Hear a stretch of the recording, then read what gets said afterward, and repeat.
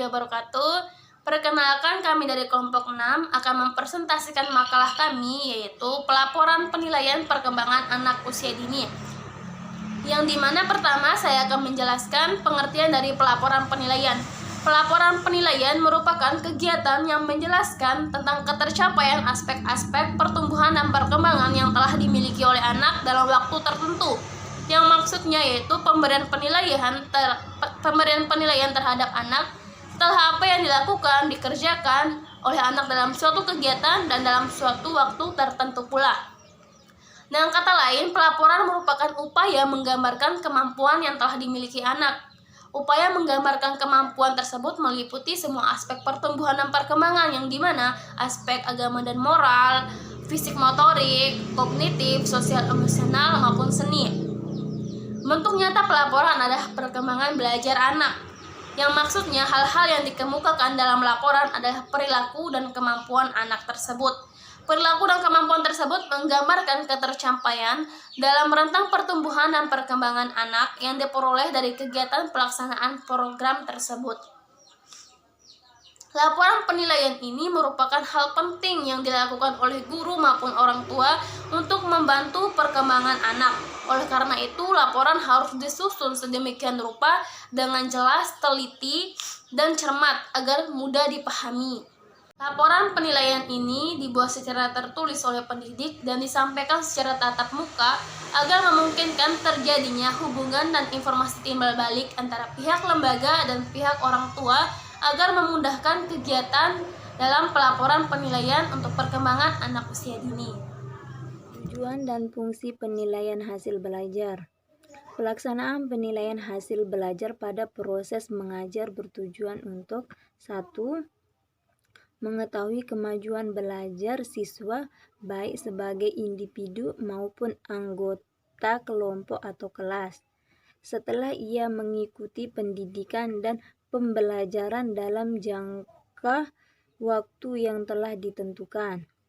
2. Mengetahui tingkat efektivitas dan efisiensi berbagai komponen pembelajaran yang dipergunakan guru dalam jangka waktu tertentu. 3. Menentukan tindakan lanjut pembelajaran bagi siswa. 4.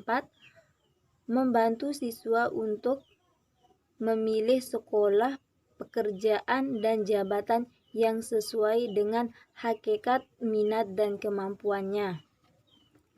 Dengan mengetahui tercapai tidaknya tujuan pembelajaran, dapat diambil tindakan perbaikan proses pembelajaran dan perbaikan siswa yang bersangkutan. Dengan perkataan lain, hasil penilaian tidak hanya bermanfaat untuk mengetahui tercapai tidaknya perubahan tingkah laku siswa, tetapi juga sebagai umpan balik bagi upaya memperbaiki proses pembelajaran. Dalam penilaian ini dilihat dari sejauh mana keaktifan dalam proses pembelajaran dalam mengupayakan perubahan tingkah laku siswa. Oleh karena itu, penilaian hasil dari proses belajar yang dicapai siswa merupakan akibat dari proses pembelajaran yang telah ditempuhnya. Kali ini saya akan mempresentasikan dari hasil makalah yang kami buat mengenai penyusunan laporan penilaian. Dalam penyusunan laporan penilaian ini diharapkan dapat memberikan informasi agar pembaca laporan tersebut dapat menerima kejelasan tentang hasil yang dicapai oleh anak selama mengikuti kegiatan dalam kurun waktu tertentu. Yang selanjutnya yaitu langkah-langkah yang harus dilakukan penulis laporan. Yang pertama yaitu tentukan bentuk laporan. Dalam penentuan bentuk laporan ini, penulis laporan dapat menentukan bentuk laporan yang akan dibuatnya, apakah dalam bentuk buku atau dalam bentuk kartu. Yang selanjutnya itu tetapkan komponen-komponen yang dikemukakan. Setelah menentukan bentuk laporannya, Setelah menentukan bentuk laporannya, penulis dapat menentukan komponen-komponen apa saja yang terkandung dalam laporan tersebut.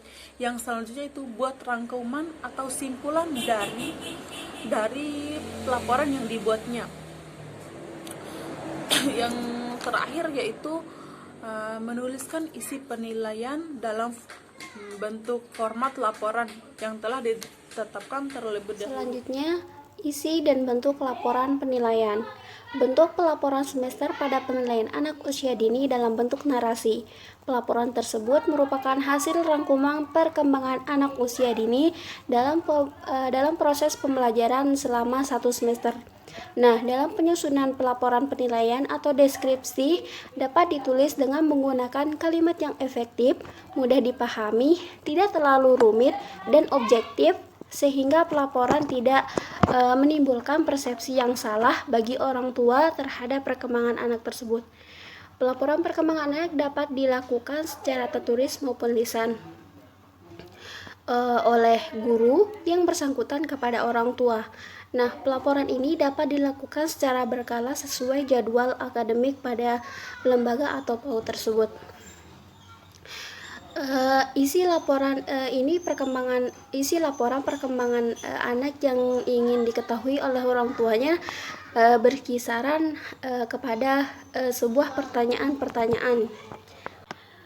Beberapa hal yang perlu diperhatikan dalam rangka mengumpulkan informasi tentang anak untuk dituangkan dalam laporan, dan kita sebagai pendidik itu pun harus dapat memahami bahwa pengamatan terhadap perilaku anak memiliki kontribusi yang besar dalam membuat keputusan tentang kemajuan perkembangan si anak. Nah, pengamatan terhadap perilaku anak yang dilakukan secara kontinu merupakan bukti yang kuat bagi pendidik dalam membuat evaluasi. Selain dicatat oleh pendidik, beberapa perilaku sebagai berikut juga perlu diperhatikan.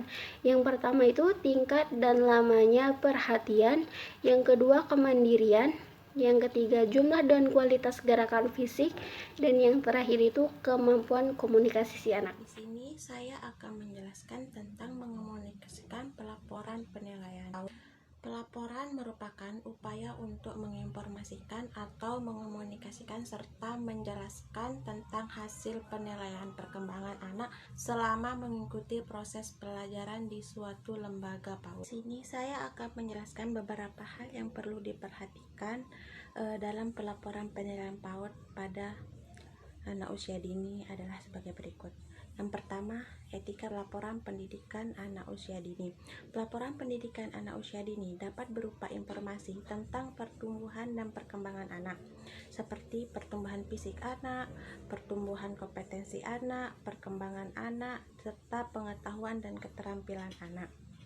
Penyampaian pelaporan anak usia dini bisa dilakukan secara langsung atau bertatap muka, sehingga prosesnya bisa bertimbal balik antara lembaga serta pihak orang tua.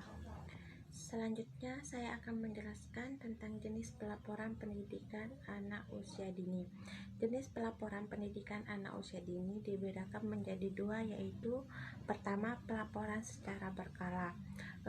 Pelaporan secara berkala merupakan pelaporan yang dilakukan sesuai dengan jadwal kalender akademik suatu lembaga yang telah ditetapkan.